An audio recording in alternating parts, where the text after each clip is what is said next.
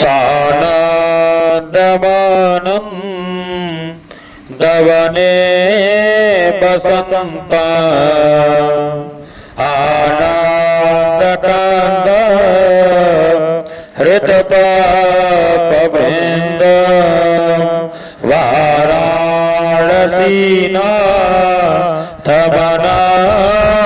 नाथ श्री विश्वनाथ शरण प्रपथे श्री विश्वनाथ शरण प्रपथे। आज का विषय है हरितालिका तीज का व्रत कैसे किया जाए। हरितालिका तीज का व्रत कैसे किया जाए आप लोगों को हम बताना चाहते हैं कि हरितालिका तीज का व्रत जो है कब पड़ रहा है, पहले उसको जानने की आवश्यकता है। हरितालिका तीज का व्रत जो है भाद्रपद शुक्ल पक्ष है, यानी कि 26 अगस्त दिन मंगलवार को पड़ रहा है, तृतीया तिथि, जिसी को हरितालिका तीज कहा जाता है। इस बार दिन ऋषिकेश पंचांग के अनुसार दिन 12:40 तक तृतीया रहेगी 26 तारीख को, जो और उसके बाद चतुर्थी लग जाएगी। चतुर्थी से युक्त जो होती है हरितालिका तीज बहुत ही शुभ मानी जाती है और समस्त भाइयों के लिए, बहनों के लिए, महिलाओं के लिए हरितालिका तीज करना इस बार बहुत ही उत्तम संयोग और शुभ योग बन रहा है। भाद्र शुक्ल पक्ष की चतुर्थी से युक्त तृतीया तिथि हरितालिका वैधव्य दोष नाशक तथा पुत्र पौत्रादि को बढ़ाने वाली यह तिथि मानी जाती है।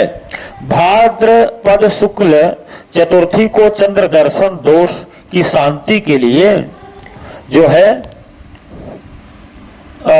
सिंह प्रसेनमवधीत सिंहो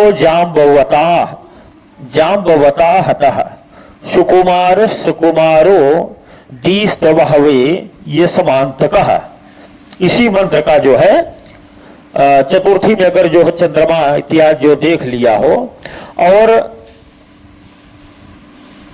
हरितालिका तीज के दिन भी चंद्र दर्शन वर्जित है, चंद्र का दर्शन नहीं करना चाहिए। और उसके बाद माता गौरी, भगवान शिव और गणपति भगवान का विशेष रूप से पूजन करना चाहिए। पूजन का विधान कैसे है, बढ़िया सुंदर एक चौकी का निर्माण करें, चौकी पर वस्त्र बिछा दें, उसी पे जो है गौरी गणेश और जो है भगवान शिव की स्थापना करें, कलश की स्थापना करें, उनका विधिवत खूब से उपचार पूजन करें, जो हो सके अच्छे से अच्छे अपने मन से पूजन करें। संकल्प पहले लेना चाहिए कि जो है किस लिए हम इस पूजन को कर रहे हैं।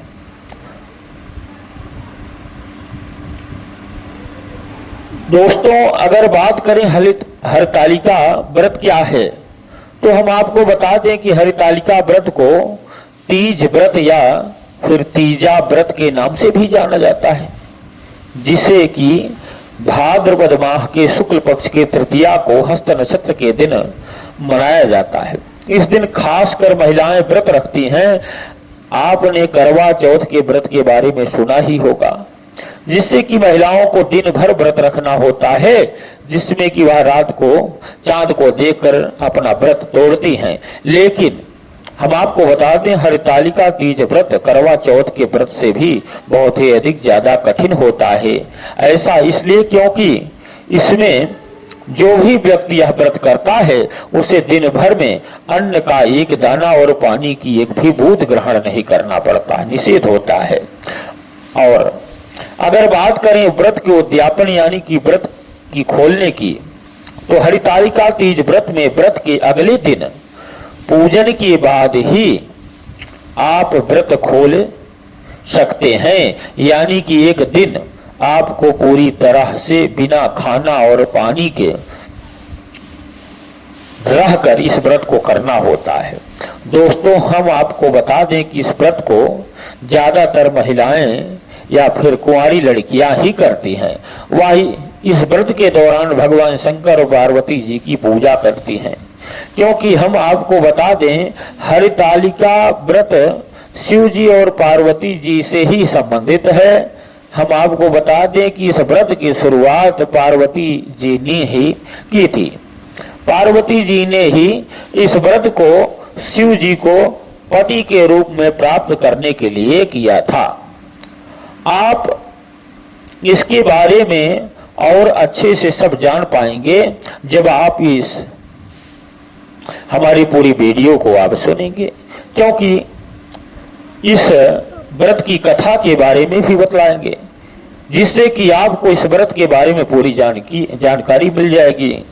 इस व्रत को शादीशुदा महिलाएं अपने पति की लंबी उम्र के लिए रखती हैं और मान्यता है कि अगर कोई कुंवारी लड़की हरितालिका तीज का व्रत करती है तो उसे उसका मनचाहा वर मिलता है।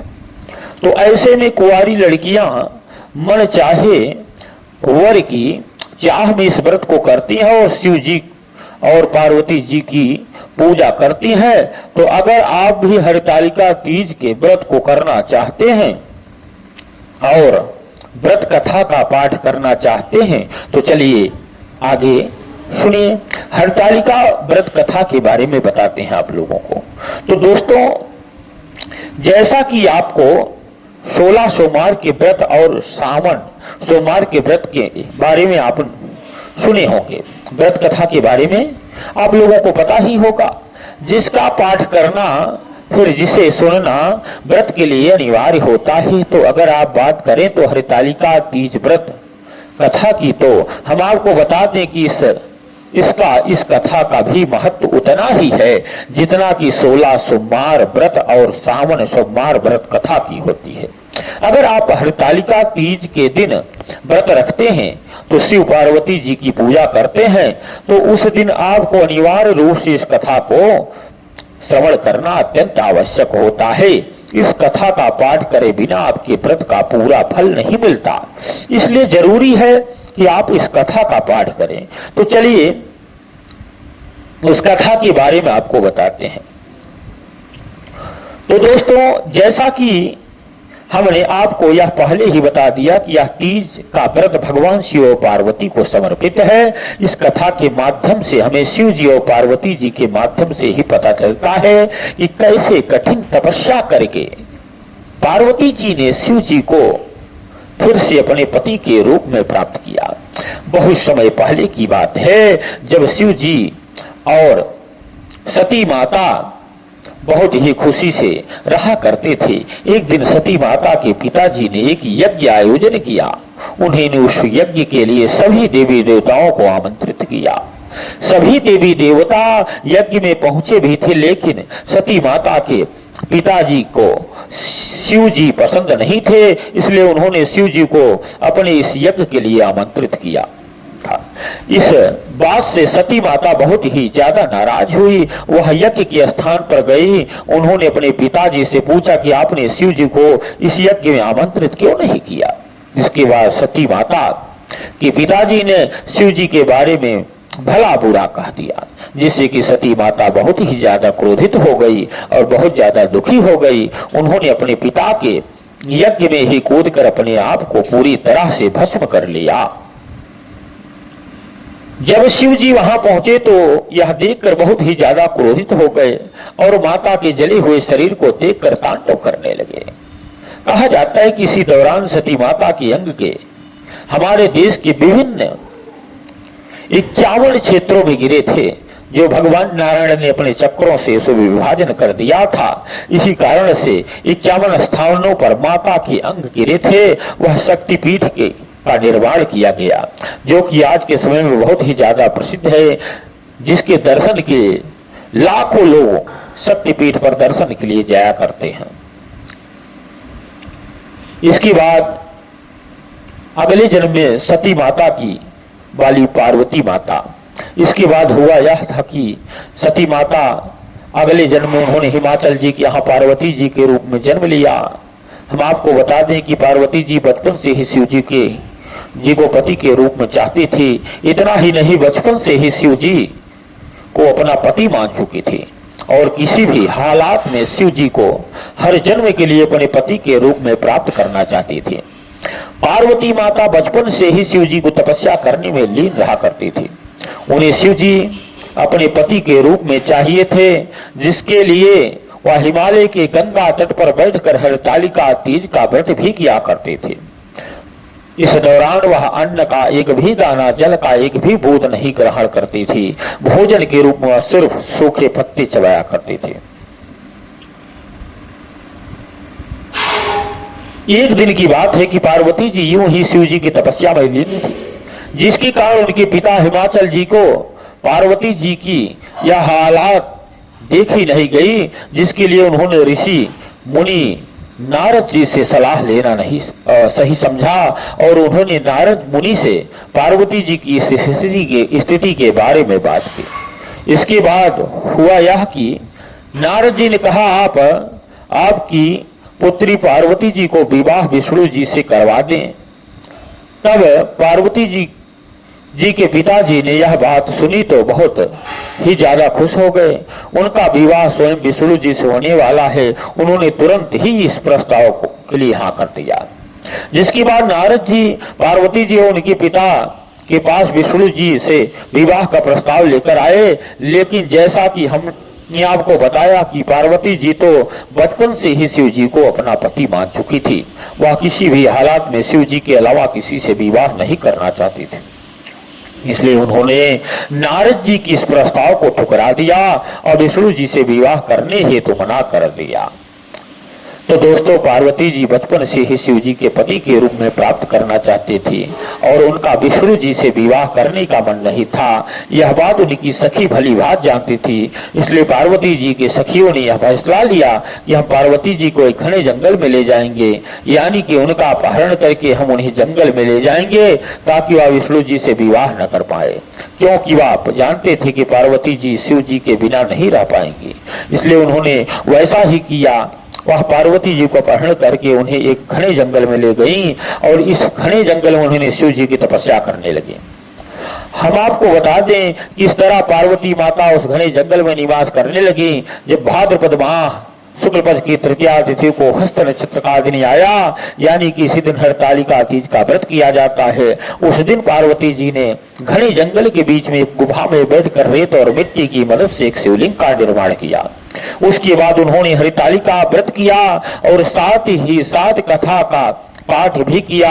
उन्होंने पूरे दिन तक अन्न और जल का एक भी दाना नहीं ग्रहण किया और रात होने पर उन्होंने रात्रि जागरण भी किया। पूरी विधि विधान से भगवान शिव की पूजा की। ऐसे पार्वती जी ने 1 या 2 साल नहीं बल्कि पूरे 12 वर्षों तक किया। तब जाकर उन्हें उनकी मेहनत सफल हुई। 12 वर्ष की कठिन परिश्रम के बाद शिव जी पार्वती जी की तपस्या से बहुत ही ज्यादा प्रसन्न हुए। उन्हें पार्वती जी को दर्शन दिया, उन्हें अपनी पत्नी स्वरूप स्वीकार किया। आखिरकार 12 वर्ष की इतनी कठिन परिश्रम और तपस्या करने के बाद पार्वती जी ने शिव जी को दोबारा पति के रूप में प्राप्त कर लिया। तो दोस्तों, वैसे तो इस व्रत को करना उतना ही आसान नहीं जितना कि आप लोगों को लगता है, लेकिन हम आपको बता दें, अगर आप पूरी विधि विधान से इस व्रत को करते हैं, साथ ही इस व्रत को कथा का पाठ करते हैं, भगवान शिव और गणेश और माता पार्वती का विधि विधान को उपचार पूजन करते हैं, तो आपकी हर मनोकामना भगवान शिव, भगवान गणेश, माता पार्वती जरूर पूर्ण करेंगी। इस व्रत का पाठ करके कठिन परिश्रम कर से कथा जरूर